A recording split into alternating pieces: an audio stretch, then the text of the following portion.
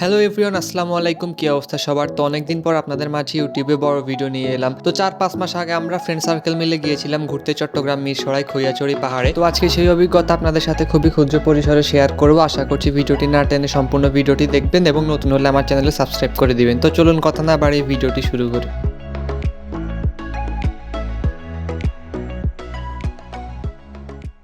তো রাতে 3:30 বাজে ছিল আমাদের বাস ছাড়ার সময় এবং আমরা নির্ধারিত টাইমে চলে আসি আমাদের বাস কাউন্টার এবং যতটা দ্রুত ভেবেছিলাম তার থেকেও দ্রুত আমরা পৌঁছে যাই চট্টগ্রাম ডিস্ট্রিক্টের ভিতর। আমাদের গন্তব্য ছিল চট্টগ্রাম মিরসরাইতে এবং সেই দিন প্রচণ্ড রোদ ছিল, তারপরেও ওয়েদারটা মোটামুটি ভালো ছিল। বাস থেকে আমরা ঠিক এই জায়গার মধ্যে সবাই নেমে যাই এবং নেমে আমাদের হোটেলের দিকে হাঁটা শুরু করে দেয় সবাই মিলে। তো তখন সময় ছিল সকাল 8টা। আমরা হোটেলে চলে আসি এবং হোটেল থেকে ভিউটা ছিল অনেকটা এরকম, আর এই ছিল আমাদের হোটেল, যেটার নাম ছিল হোটেল ড্রিম হেভেন।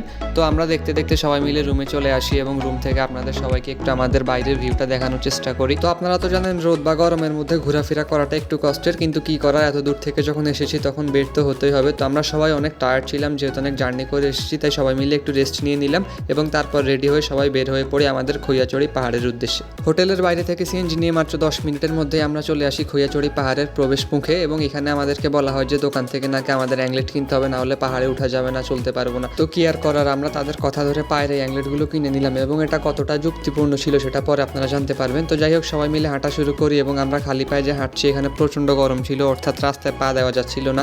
তো প্রচণ্ড কষ্ট করে আমরা সবাই হেঁটে হেঁটে ধীরে পাহাড়ের দিকে যাচ্ছিলাম এবং বাইরে যে রোদের অবস্থা সেটা তো আপনারা দেখতেই পাচ্ছেন। তো এরপর দেখতে দেখতে আমাদের পাহাড়ি রাস্তা চলে আসে এবং আমরা সবাই এক এক করে সেই অঞ্চলে প্রবেশ করি এবং আপনারা যারা কখনো পাহাড়ি এলাকায় ঘুরতে যাননি, আপনারা চিন্তাও করতে পারবেন না যে পাহাড় অঞ্চলে ঘোরাফেরা করা বা ট্রাভেলিং করা ঠিক কতটা কষ্টের।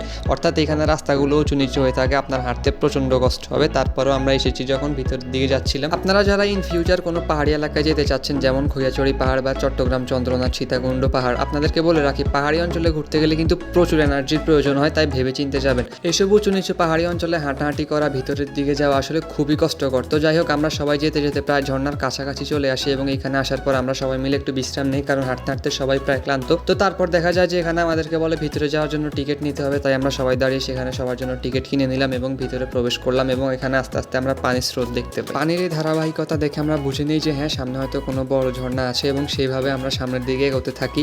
এখানে আমাদেরকে দেখে সকলকে প্রচণ্ড উৎফুল্ল মনে হলো। আমাদের ভিতরে যে কী অবস্থা সেটা একমাত্র আমরাই বলতে পারবো। হাঁটতে হাঁটতে সকলের একদম পুরা গলা শুকে অবস্থা পুরা খারাপ। তো যাই হোক, হাঁটতে থাকি এবং ধীরে ধীরে পানির স্রোত দেখতে পাই এবং আমরা সামনের দিকে এগোতে থাকি। তো বাই দ্য ওয়ে গাইজ, এই মুহূর্তে আপনারা যারা ইউটিউবে আমাদের এই ব্লগটি দেখতেছেন, আমরা জানি যে ভিডিওর কোয়ালিটি হয়তো একটু খারাপ দেখাচ্ছে, কিন্তু সমস্যা নেই, ভবিষ্যতে চেষ্টা করবো ধীরে ধীরে কোয়ালিটি আরও বেটার করার। তো যাই হোক, এরপরে আমরা ভিতরে চলে আসি এবং এখানে পানির স্রোত ছিল প্রচণ্ড এবং আমরা সবাই হাঁটতে থাকি ঝর্ণার দিকে। এই পাহাড়ি অঞ্চলের ভিতরেও কিন্তু দুপুরের খাওয়া দাওয়া করার জন্য বেশ কিছু হোটেল আছে, আপনারা চাইলে সেখান থেকে দুপুরে লাঞ্চ করে নিতে পারেন এবং আমরা দেখতে দেখতে এক পর্যায়ে কিন্তু আমাদের সেই কাঙ্ক্ষিত জায়গায় পৌঁছে যাই, অর্থাৎ যেখানে প্রথম ঝর্ণাটি শুরু হয়। আর এইখান থেকে আমরা সবাই হালকা নাস্তা করে নেই, কারণ এরপর আমরা যে জায়গায় যাব অর্থাৎ উপরের দিকে, এটি সম্পূর্ণ খাড়া পাহাড়, রশি ধরে ধরে সম্পূর্ণ ঝুলে ঝুলে উপরের দিকে উঠতে হয়, তাই আমাদের প্রচণ্ড এনার্জির প্রয়োজন।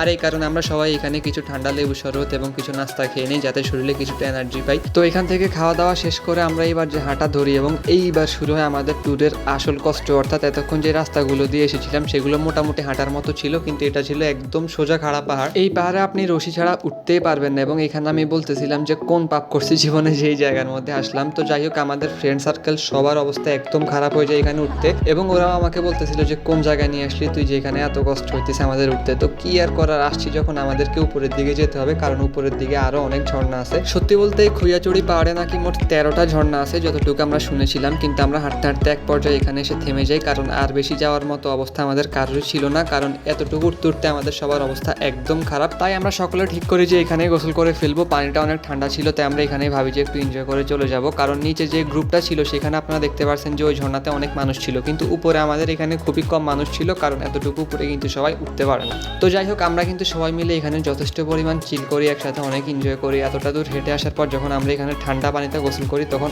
অনেক এনজয় হয়। পাহাড় অঞ্চলে যেমন কষ্ট আছে তেমন অনেক মজাও আছে। আমরা কিন্তু ওখানে অনেক চিল করছিলাম, কিন্তু আপনাদেরকে বলবো যে এইসব অঞ্চলে গেলে ভেবে চিনতে যাবেন, কারণ দিন শেষে কিন্তু জায়গাগুলো অনেক বেশি রিস্ক। তো যাই হোক, পাহাড়ের চূড়ায় সবাই অনেক এনজয় করলাম, সেখানে গোসল শেষ করে ড্রেস চেঞ্জ করে সবাই হোটেলের উদ্দেশ্যে রওনা দেই। এবং আপনাদেরকে কিন্তু একটা কথা বলা হয়নি গাইজ, আমরা কিন্তু চট্টগ্রামে 2টা প্লেস টার্গেট করে এসেছিলাম। একটা তো আপনারা আজকের ব্লগে দেখলেন এবং অন্যটি ছিল গুলিয়াখালী সি বিচ, যেখানে আমরা এর পরের দিন যাই। এই গুলিয়াখালী সি বিচের উপর আমার চ্যানেলে 2 দিনের মধ্যে আলাদা করে নতুন ব্লগ আসবে, আসবে, আশা করি আপনারা সবাই সেই ব্লগটাও দেখবেন যে সেইখানে গিয়ে আমরা সবাই কি করেছিলাম। তো আজকের ব্লগটা দেখার জন্য আপনাদেরকে অসংখ্য ধন্যবাদ। সবাই ভালো থাকবেন, আল্লাহ হাফেজ।